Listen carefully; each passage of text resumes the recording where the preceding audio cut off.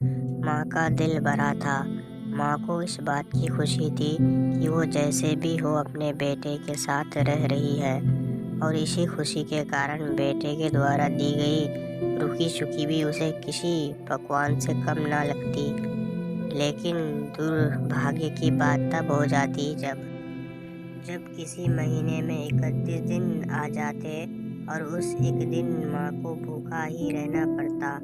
एक बार जब बड़े बेटे के यहाँ 15 दिनों तक खाना खाने के बारी चल रही थी, तब बड़ा बेटा अपनी बीवी और बच्चे के साथ कहीं बाहर किसी फंक्शन में जा रहा था। बड़े बहू ने माँ से कहा, माँ जी, आज खाना नहीं बनाया है, हम बाहर जा रहे हैं, वही खाएंगे। आप अपने लिए कुछ पका लेना और खा लेना। बूढ़ी माँ ने कहा, लेकिन बेटा मुझे तो गैस जलाना नहीं आता।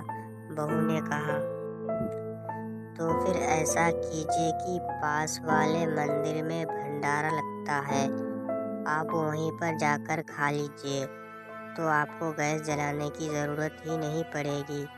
पास में ही बेटा और पोता खड़ा था। ये सुनकर लेकिन कोई कुछ नहीं बोला। बूढ़ी माँ को भूखी छोड़ बेटा और बहू फंक्शन में निकल गए।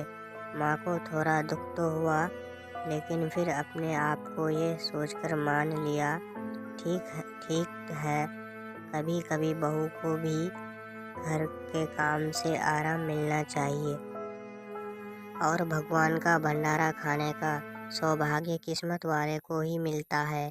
माँ खुशी खुशी मंदिर जाकर भंडारा खा आई। कुछ दिन ऐसे ही बीत गए। एक दिन बड़े बेटे को छुट्टी थी। बेटा, बहू और उनका बच्चा अपने घर में साथ में समय बिता रहे थे। माँ बाप छोटे बच्चे से पूछ रहे थे कि वो बड़ा होकर क्या बनना चाहता है और क्या करना चाहता है। छोटे बच्चे ने बड़े ही सरल भाव से माँ बाप को उत्तर देते हुए कहा, वो बड़े होकर वकील बनना चाहता है। उसकी इच्छा इस घर से भी बड़ा एक घर लेने की है, लेकिन वो घर मंदिर के पास होना चाहिए। माँ ने पूछा, घर के पास मंदिर क्यों होना चाहिए? तब बच्चा माँ बाप से कहता है, घर के पास मंदिर इसलिए होना चाहिए ताकि जब मैं बड़ा होकर किसी फंक्शन में बाहर जाऊं तो आप दोनों को ज़्यादा तकलीफ ना हो। मंदिर नज़दीक रहेगा तो आपको ज़्यादा दूर जाना भंडारा नहीं खाना पड़ेगा।